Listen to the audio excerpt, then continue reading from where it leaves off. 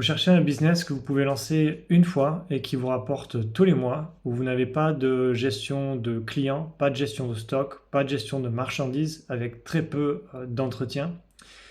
Juste un outil en fait qui va travailler pour vous et que les gens vont vous payer pour utiliser cet outil. Et bien c'est ce qu'on va voir ensemble aujourd'hui dans cette vidéo. Il s'agit d'un SaaS, un Service as a Software, un logiciel en tant que service. Et je vais vous expliquer pourquoi ce type de business est très puissant. Et on va voir ensemble comment vous pouvez commencer dès aujourd'hui à lancer un SaaS dans votre domaine d'expertise. Mais avant, si ce n'est pas déjà fait, n'hésitez pas à vous abonner à cette chaîne puisque je partage et je documente mes business en ligne. Voilà, j'ai lancé un SaaS en 2020 et je documente mes avancées là-dessus. Je vous partage mes connaissances et on va rentrer tout de suite dans le vif du sujet. Donc, qu'est-ce qu'un SaaS?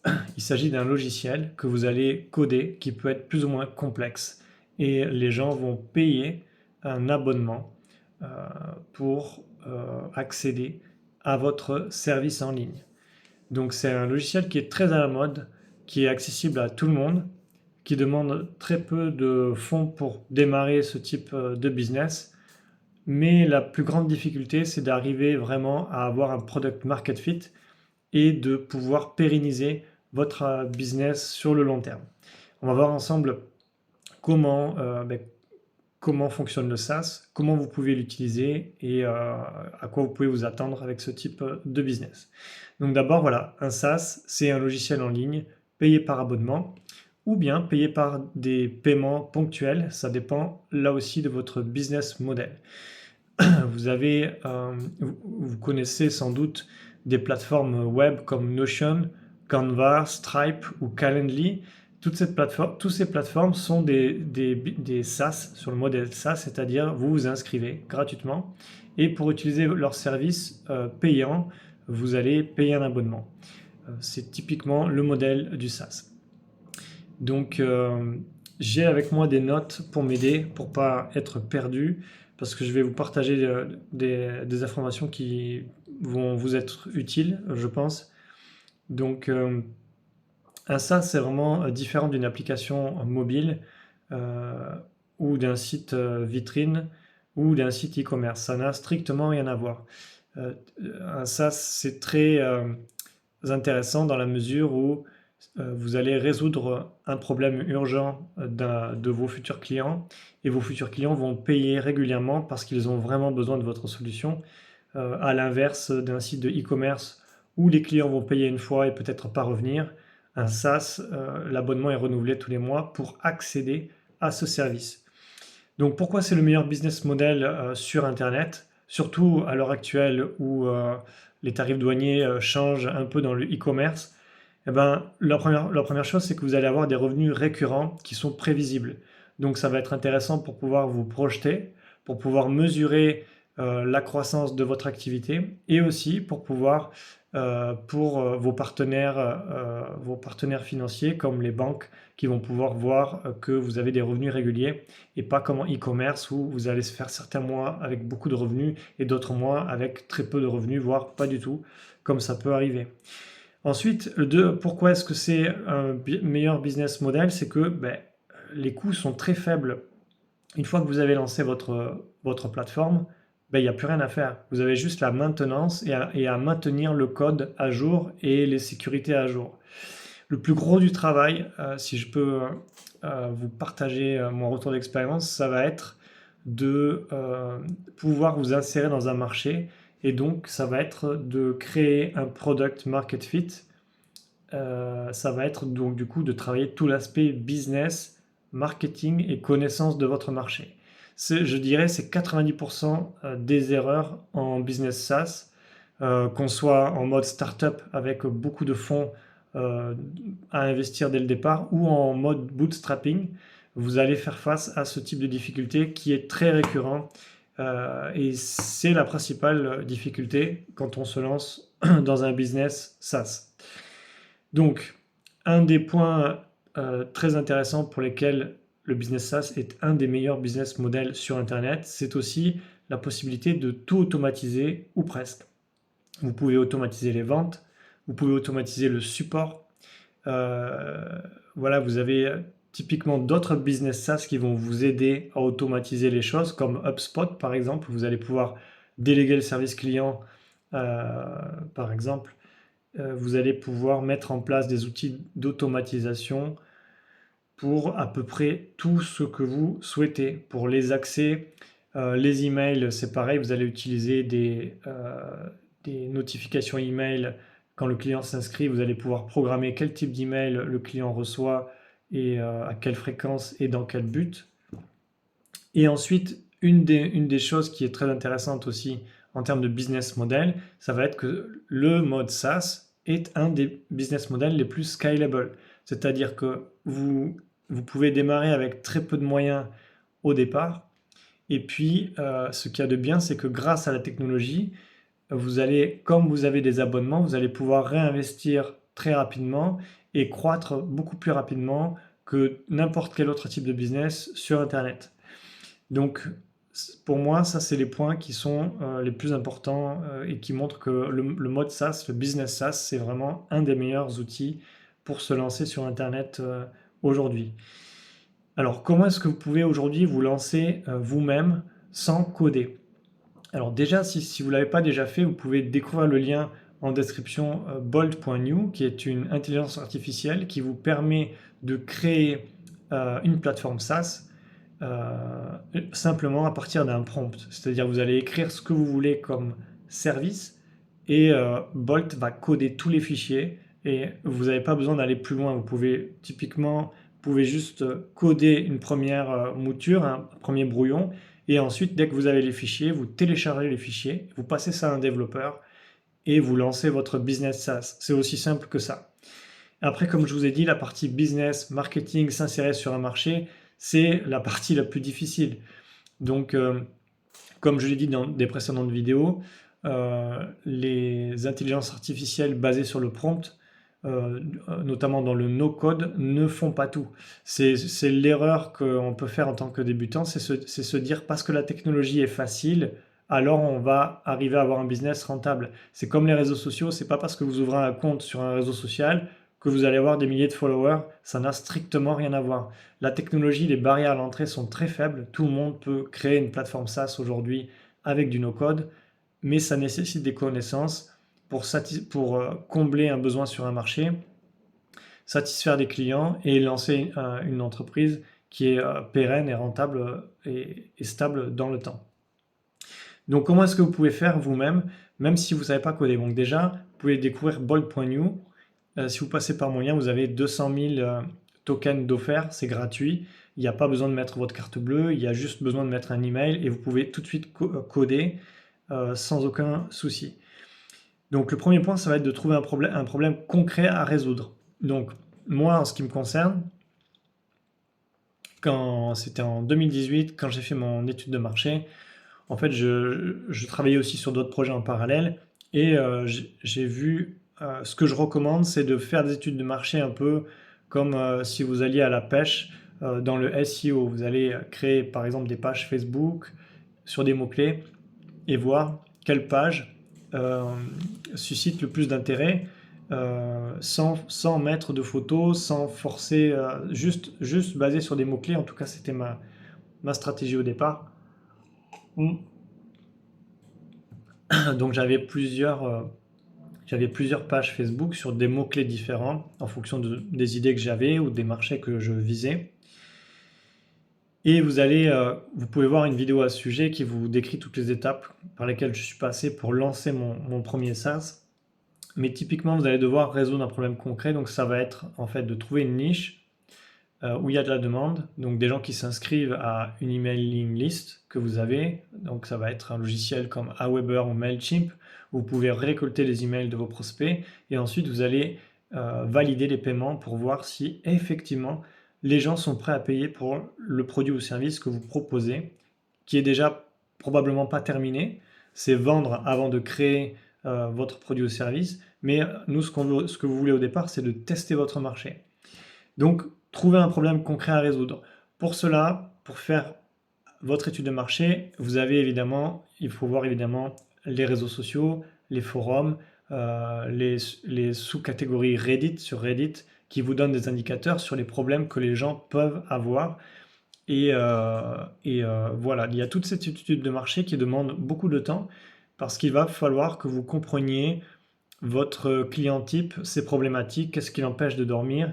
Et tant que vous ne connaissez pas précisément votre avatar client, vous allez avoir des difficultés à convertir et à trouver votre marché.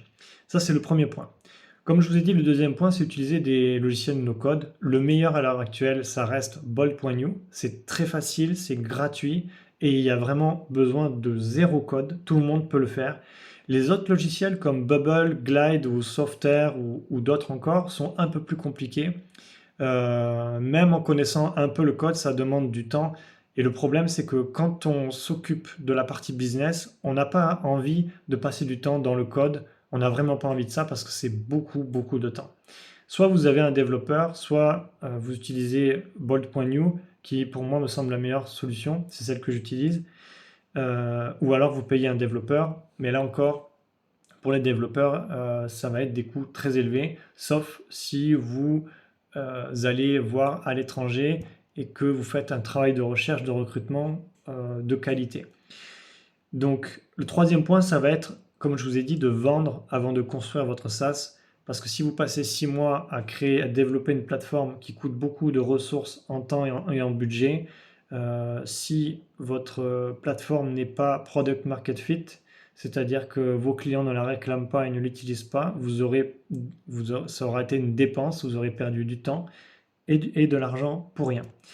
Donc typiquement pour vendre avant de construire, vous allez faire une landing page, ça veut dire présenter votre concept. Très simple, il n'y a pas besoin, je vais encore accentuer là-dessus, mais vous n'avez pas besoin de logo ni de design.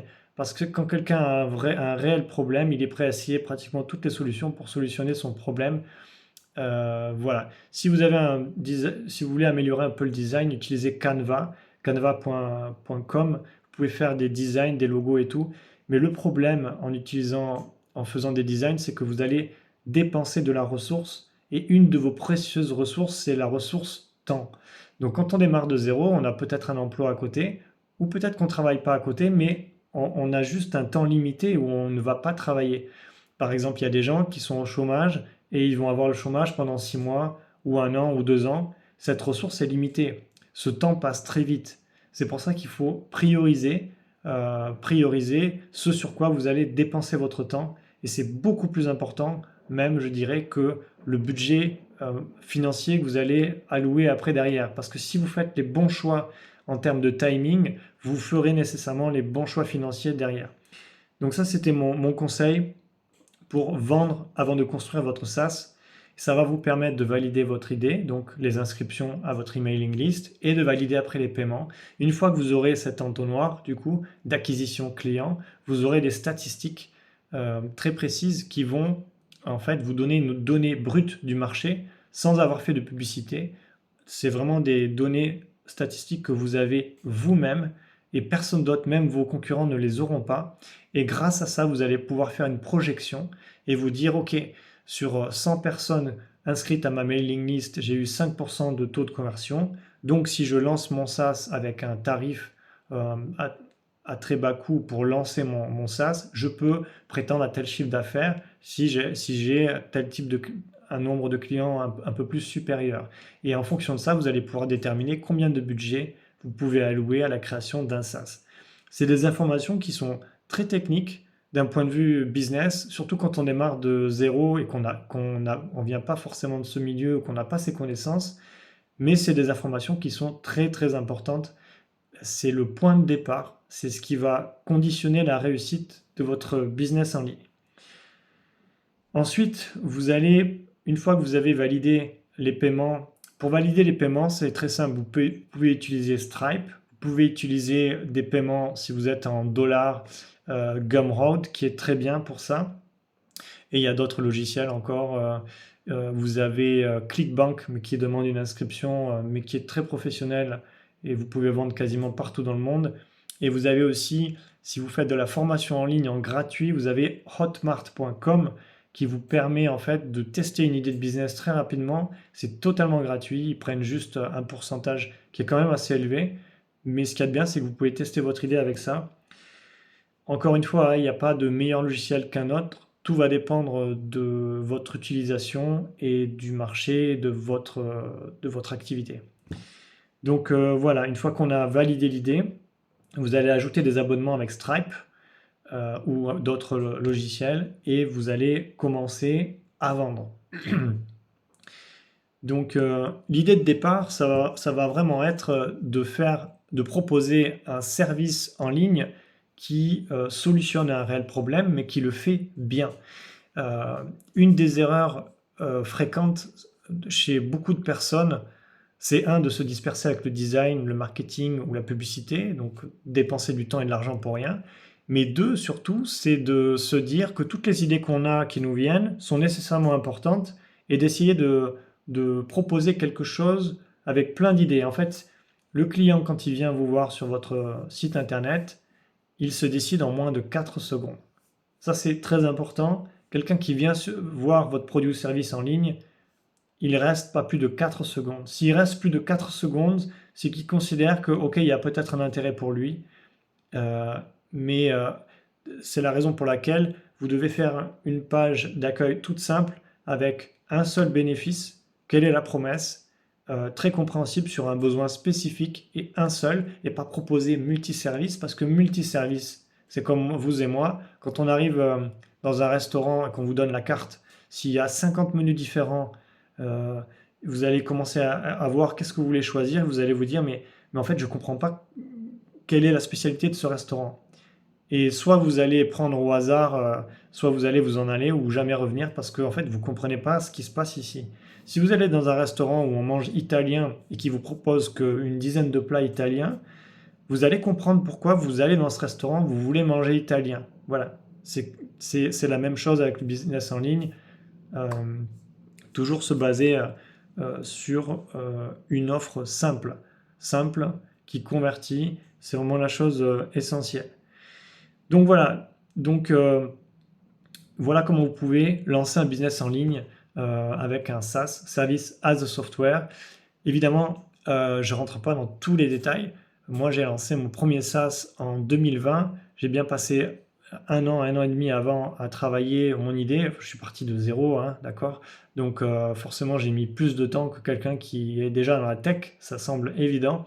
Mais il faut se dire que Internet est toujours une opportunité pour tout le monde peut se lancer et proposer un produit ou service et lancer une activité, lancer un business et gagner de l'argent en ligne, c'est possible pour tout le monde. Voilà, c'était ce que j'avais envie de vous partager. Je voulais répondre aussi à travers cette vidéo à une question qu'on m'a posée. On m'a demandé qu'est-ce que c'est un SaaS. Voilà. On entend il y a beaucoup de YouTubeurs qui disent voilà, on peut gagner des millions et des millions avec un SaaS. Voici comment j'ai fait des millions avec un SaaS. Mais généralement, ils font une vidéo et après la vidéo suivante, ils parlent d'autre chose. Et